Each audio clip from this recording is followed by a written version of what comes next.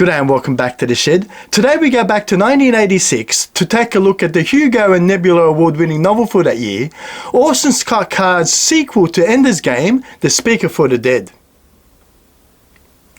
So what I would like to do, as always, is provide a spoiler-free plot overview. I'll talk to what I liked and what I didn't like in this one. I'll make some recommendations based on similar novels that we've read and ranked on the board so far, and we'll flip the cameras around to see exactly where this one lands on the Hugo and Nebula award-winning Shed ladder, where we're getting to the tail end of these wonderful novels. So the novel is set some 3,000 years after the events of Ender's Game, and we find that Andrew Ender Wiggin has only aged 35 years due to relativistic time travel. He's been traveling the galaxy providing eulogies for people on their passing, just to provide an honest and truthful account of their lives.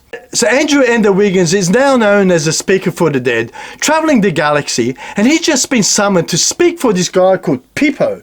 And he was a xenologist on this remote colony planet where they've just uncovered, or discovered I should say, a new alien species known as the Pequeninos. If you're Portuguese, I'd love to hear exactly how that's pronounced. The Pequeninos, I think, or otherwise known as the piggies in the novel. So on arrival, it doesn't take Andrew Wiggins, as a Speaker for the Dead, long to get involved in the lives of Navinia, this lady who first contacted him to do a speaking for Pippo, and her children. They all seem to be hiding a whole lot of stuff and seem to all be really drawn to Wiggins as this sort of mystical healer of sorts. So on investigating Pippo's life and death, it doesn't take the Speaker for the Dead long to uncover some painful and hidden truths in Navinia's family, investigate this what appears to be a brutal murder by this piggy and the motivation behind it, all whilst having to deal with his own infamous past as the ender of the Formic race. So what a wonderful novel this one is, and a wonderful sequel to Ender's Game. So what is there to like in this particular novel by Orson Scott Card? And I'd have to start with the introduction in this one, because in this Orbit edition that I have here, there's a short introduction by Orson Scott Card that says that he always intended to write The Speaker for the Dead, and he really only wrote Ender's Game because he needed a backstory to make this character believable. So he expanded on a short story and released that as Ender's Game, that we all sort of love and is ranking wonderfully on the Sci-Fi Shed ladder. So I sort of really like the introduction because it sort of puts you in the mindset that Orson Scott Card the mindset he was in when he wrote these two wonderful novels. Because I really like the way this novel sort of explored themes like I've got a note here: compassion and forgiveness and truth and redemptions, the ethics of cultural encounters, right? All really wonderful themes, alienation and belonging. There's so many themes covered in this novel that if you're coming into this having read Ender's Game, I think you'll be surprised just how deep this novel can go at times. And that's something that was definitely a highlight for me this time around.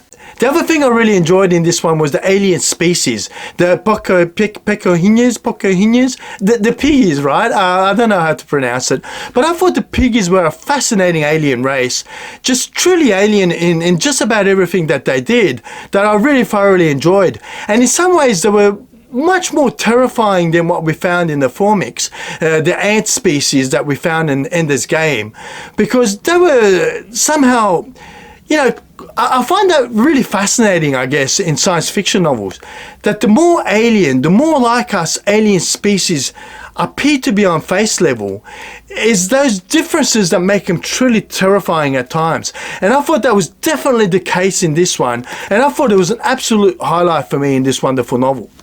So what is there not to like in The Speaker for the Dead by Orson Scott Card? And look, for me, I'm going to put this one as an observation because I feel it may put some people off.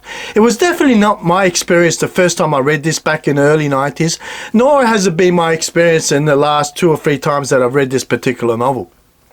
And that is to say that it's a very different novel to what we find in Ender's Game. Ender's Game, I think, was one of the pinnacle, military science fiction novels out there. It's a wonderful novel, but this doesn't quite have that same feel. You don't have any of the feel of what we learned in command school, all the tribulations and trials and tribulations and then had to go through. This is a much deeper philosophical novel that I think may put some fans of Ender's Game off. Now, if you're anything like me, I'd say definitely have a go at this one. If you largely agree with my ranking on the board so far, and you like these kind of novels, I'd definitely say have a go. I don't think you'll be disappointed. But I wanted to throw it out there as a caveat that it is not the typical military science fiction novel you expect to see after having read Ender's Game. The other point I would like to discuss in my dislike section, and I sort of alluded in that in my like section, is the character of Andrew Ender Wiggins. Now, Ender was an absolutely wonderful character, and we see that in Speaker for the Dead. But you do sort of lose something, I feel, of what made Andrew, for me, just an unforgettable character as Ender Wiggins. I still think Speaker was an absolutely wonderful character, but a completely different, I wouldn't say completely different, but he's a much wiser, much more mature character that is comfortable with his past. And I think it's a wonderful progression, but it also took a little bit away from me for what made Andrew Ender Wiggins such a fascinating character. But not to take away from Speaker for the Dead, I think that maturity does make for a much beloved novel, and somewhat more interesting and deep and sophisticated novel that we found in Ender's Game. But the biggest point that kept going through my mind, and I must admit it wasn't the case on my second and third reading, this is even my third or fourth reading with Speaker for the Dead, but this was the first time this thought actually occurred to me, that all the events in this novel could have been avoided by some simple upfront questions right at the beginning when we first encountered these alien species. So yeah, this time around was rather interesting how time and maybe perhaps maturity sort of it affects you when reading these novels, but because this time around I couldn't really quite shake that feeling why not ask the question right up front to avoid all these atrocities that happened in this novel. So look, I put it out there, and I'd love to hear your comments if you've read this novel, if that was your experience reading it the first time round, or if it dawned on you on the second or third or fourth reading like it was the case for me here. Now, when it comes to the memory test, look, an absolute classic series is the Ender's Game series. I absolutely love them. I've read them all. I've got them all behind me here. And with time, I think I will review them all on this channel and create a little playlist. But when it comes to the memory test, this again did really well, but it didn't quite score as highly as Ender's Game did. There's something about Andrew Ender Wiggins that's just fascinating to me. So this was, enjoyable novel. I definitely remember the ending. I definitely remember the mystery around it. But some of the detail definitely didn't last the test of time. But still did quite well when it comes to how memorable this novel was. When it comes to similar novels and recommendations, look, I highly recommend the Ender Saga. They're wonderful novels, all of which I think you ought to read, to experience them for yourselves. It's a wonderful novel. It definitely would go up there as my top novels of all times, and it'll be interesting to see how it lands on the ladder. But as I was reading it, a novel that kept coming to mind would be again one of my all-time favorites in Hyperion, particularly the priest tale, the first story that is told in this novel. Because that alien race and what happens with the priest somehow brought me back to Ender's Game and the Speaker for the Dead. So I'd say if you've enjoyed Hyperion, particularly the first tale, the priest tale, I think you will definitely enjoy Speaker for the Dead, because my mind kept going back to Hyperion. Now, the other recommendation I've got to make would have to be Ender's Game. Definitely have a go at Ender's Game, and I would have to say you probably don't have to start with Speaker, but I don't think Speaker will have the full impact it has on me and many others if you don't read Ender's Game first, because you really see what has brought the Speaker for the Dead to this point in his life, and I think it just brings some really wonderful backstory to Ender to really understand why the Speaker for the Dead is such a powerful character in these novels. Now, the other one that I have here is Alexa Panchin's Rite of Passage, because this novel does talk to some philosophical questions that I think are brought up in Rite of Passage. So I think if you like that twist that we get towards the end of Alexa Panchin's Rite of Passage, I'd say if you've enjoyed this, definitely have a go at Speaker for the Dead, because I think you may just be able to relate with me here as to why I think these novels are loosely coupled. When it comes to time dilation and how just terrible that can be to individuals who, you know, thousands and thousands upon years pass in real time to some relatively short time frames for them, then I'd say definitely have a go at the Forever War, because I don't know, there's something about the Forever War that just makes you feel the tragedy for the main protagonist in here as he goes through those time jumps. That, you know, Speaker for the Dead, and in so many ways Ender's own struggles, you know, aging the way he has, just brought me back to the Forever War, which again is a highly recommended novel. So I'd say if you've enjoyed that, definitely have a go at Speaker for the Dead. Now when it comes to alien species and how alien they are and us coming to terms with that, I think it's never been done better than A Case of Conscience by James Blish. So I think if you enjoyed this, I think there's something definitely in Speaker for the Dead that you will enjoy, because in that same introduction I talked to, Orson Scott Card outright says that he wanted to be involved in this genre and he wanted to contribute, and I think he's done that wonderfully as well in Speaker for the Dead. So there you have it, some wonderful novels there. I'm going to flip the cameras around to see exactly where this one lands, and I'm going to give you a spoiler right now. It's definitely going to be on the A side of the board. I'm not even going to bother flipping the board around this time. So let's flip the camera instead and see exactly where on the A side this one will land. So Speaker for the Dead, the 1986 Hugo and Nebula award-winning novel by Orson Scott Card. Where's it going to sit on our Sci-Fi Shed ladder when I apply my full criteria documented below? Because when I look at the concept and execution, I gave it full marks. I really like that concept, right? Us coming into first contact with an alien species. And which way are we going to go? In Enders, we saw a complete xenocide of this wonderful alien species in the Formix, these ant-like creatures. Were we going to make the same mistake when it comes to the piggies? And I like the way that concept, right? How are we going to relate to these species? Do we judge them the way we judge ourselves, or do we need to look at these things completely different because they are completely alien to us? So I thought it was a wonderful concept, and I thought it was executed really wonderfully well.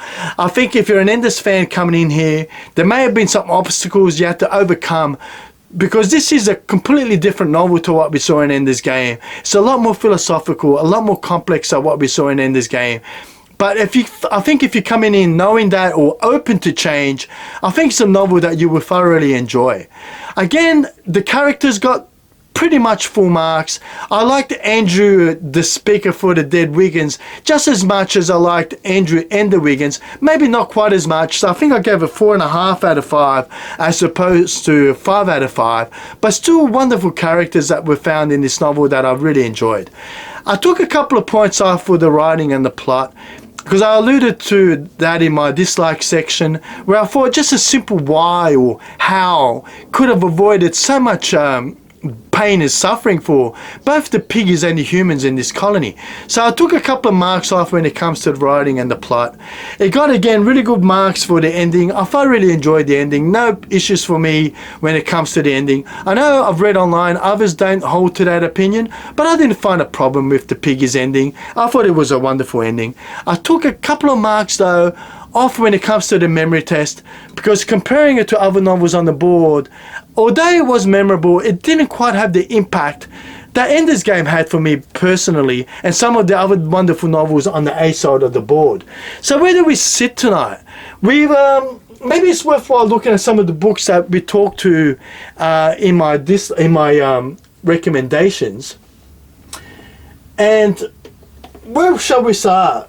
Maybe the Forever War is a great place to start, because I really did like the suffering that we found in the main protagonist there, dealing with all this time dilation.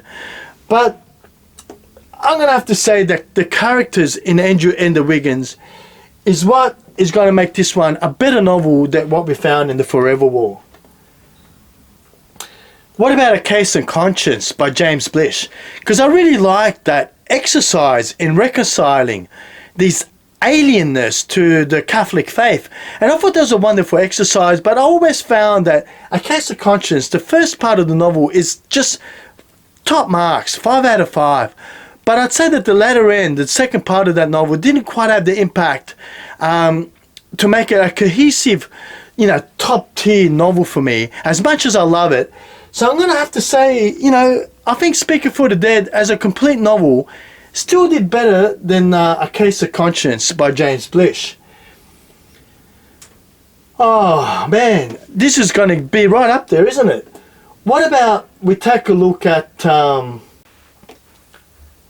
this is a difficult one. What about if we jump just straight to Ender's Game and say, is Speaker for the Dead a better novel than what we find in Ender's Game by Orson Scott Card? And in some ways, Speaker for the Dead is definitely a better novel. It covers a lot more interesting themes. I think it's a lot more complex and deep. It goes deeper than what we find in Ender's Game. But there's something about Andrew Ender Wiggins that is so compelling, that makes for such an interesting character, that I'm having a really difficult time, as much as in many ways I think Speaker for the Dead is a better novel, to rank Speaker above Ender's Game. I'm not going to rank it above Canticle for Leibowitz. I'm going to rank Speaker for the Dead just below Ender's Game on the Sci-Fi Shed ladder, coming in at, what's that, 1, 2, 3, 4, 5, 6. Sixth in a list of a wonderful set of novels where we're getting to around about, I think there's 10 or 12 left before we finally complete the board. And it will remain as one of the top 10 novels on the Sci-Fi Shed ladder, where I've been ranking all these wonderful novels. Only time will tell. So please hit that like and subscribe and notification bell as we get closer to see exactly where we summarize, where we end up when we've done it all on the Sci-Fi Shed ladder. Hey, have you read Ender's Game? Have you read the sequels? What are your thoughts? Do you feel the way I do about these wonderful novels? Do you think they're the top 10? Do you think they're a bit overrated? Do they really warrant their place on the A side of the board, let alone the top 10? All these wonderful questions are put to you because I'm really interested in your feedback on this one, because I do really like Andrew Wiggins. There's something about that character that I can relate to. I don't know if that's a good or a bad thing, but I'm being truthful, and that's where we are today. Hey, I've been Peter. This has been The Shed. Another one ticked off the board, and I'll see you next time in The Shed.